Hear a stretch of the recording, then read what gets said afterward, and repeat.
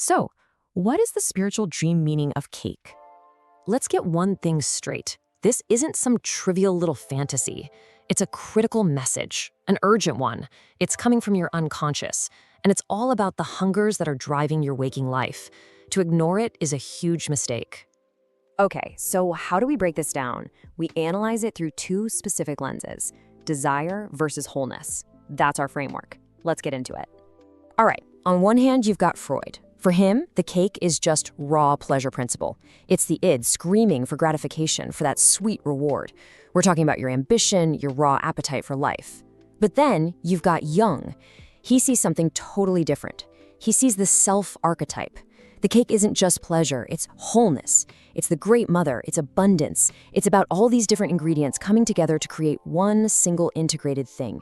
And here's the key, both are correct. Both of these dramas are happening inside you right now. Okay, enough theory. Let's get to the specifics. We're going to dissect these subconscious dramas.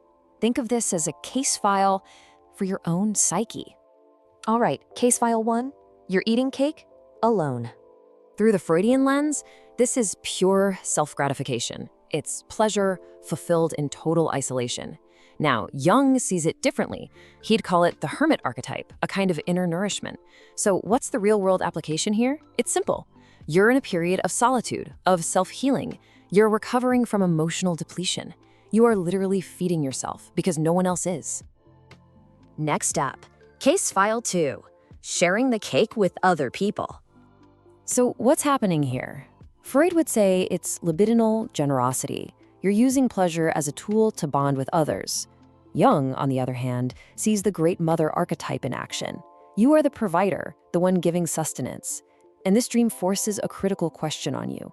Are you actually building a community, or are you just giving way too much of yourself away? Okay, variation 3, the cake collapses. Make no mistake, this is an anxiety dream. Freud would call it a classic fear, the terror that pleasure is about to be snatched away from you. Jung would point to the trickster archetype, the inner saboteur that shows up right at the moment of celebration. And in your waking life, this is imposter syndrome, plain and simple. It's that deep fear of failure right at the finish line. Let's look at variation 4, a wedding cake. The ultimate symbol of union. For Freud, this is eros energy cranked to its peak, the consummation of desire, a major commitment. But for Jung, it's bigger. It's the conjunctio, the sacred union of opposites. So this isn't just about a relationship. It's about the deep inner integration of your own shadow and your public persona. Variation 5, a birthday cake. This dream is all about being seen. Freud points right to the narcissistic wound, or the triumph. Do you feel celebrated or completely ignored? Jung, however, sees the rebirth archetype, the crossing of another year's threshold. This is a drama about your own self-worth as you face down life's big milestones. Now for a darker one, variation 6, a burnt or ruined cake. This is where Freud's death drive, Thanatos, rears its head. This is active self-sabotage. Jung's shadow archetype is at work here, destroying what the self has tried to create. You need to look hard at your life. This points directly to patterns of self-destruction, burned out ambition, and a kind of perfectionism that has turned completely toxic. Variation 7. You refuse to eat the cake. Why would you deny yourself pleasure? Freud calls it repression, the superego literally strangling the id's desire because of some deep-seated guilt. Jung sees the martyr archetype, a fundamental denial of the self. This is all about your worthiness wounds, about workaholism, about the toxic belief that you do not deserve joy. Variation 8, an enormous cake. Just an overwhelming sight. Freud would point to a seriously amplified oral fixation, an uncontrollable appetite. Jung has a term for this, inflation. It's when the ego is completely overwhelmed by the demands of the self. You feel crushed by opportunity, by a desire or an ambition that has grown way bigger than your capacity to handle it. On to variation 9, baking a cake. See here, you're not just a consumer, you are a creator. For Freud, this is a classic case of sublimation, channeling all that libidinal energy into productive craft. For Jung, it's the creator archetype itself, transforming raw material into something whole. This is about your creative projects, your business ventures, your spiritual practice. And our final variation, number 10, a rotting or moldy cake. Pay attention. This is an emergency signal. Freud sees pleasure that's been delayed for so long that it's become poison. Jung sees the dark mother, where nourishment has turned destructive, all because of neglect. This dream is about opportunities you've ignored, relationships you've let decay, and ambitions you've neglected to the point of a full-blown crisis. So after all this, we arrive at the final mandate, and it all comes down to your waking hungers. Look, your unconscious is staging this incredibly detailed, symbolic drama about the entire state of your life, your deepest desires, your soul. The only question that matters is this: are you paying attention? Part 2. All right, the dream of the cake has spoken. Now you must act. Let's be very clear. This is not some fluffy self-help trivia. Your unconscious has literally handed you a map. Ignoring it is actively choosing to stay lost. We're going to start with dreams that put your own sense of self on trial. So, did you dream of eating cake all by yourself? Listen up. This isn't just about a sweet treat. This is a direct order from your psyche. It's an order to feed your inner life before it completely starves. So your first move is to schedule just one, deliberate act of self-nourishment every single day this week. And second, you're going to journal. Get brutally honest about what pleasures you're rationing out, what you're constantly telling yourself you can't have. Now, what if the cake was for a celebration? A birthday cake in a dream. This is your soul screaming to be seen. It's a sign that you need acknowledgement, and you need it now. You have to stop waiting around for other people to celebrate you. It's on you.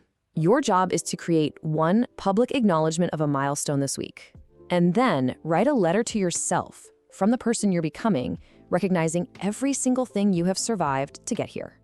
But what happens when you turn it all down, when you refuse the celebration entirely?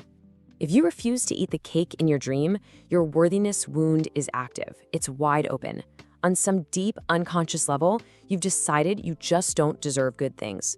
So your action is to start a worthiness inventory. I want you to list 10 things you deserve simply because you exist. And then you have to say them out loud. Look, this isn't optional. It's the corrective measure against that inner tyrant your dream just exposed. Okay, let's pivot. Now we're gonna put your relationships on trial. Dreaming of sharing cake? This brings your connections right into the spotlight. It's a dream that forces you to ask a very, very hard question about how you give. Are you giving from a place of fullness and joy? Or are you giving out of fear? Fear of being left, fear of not being enough.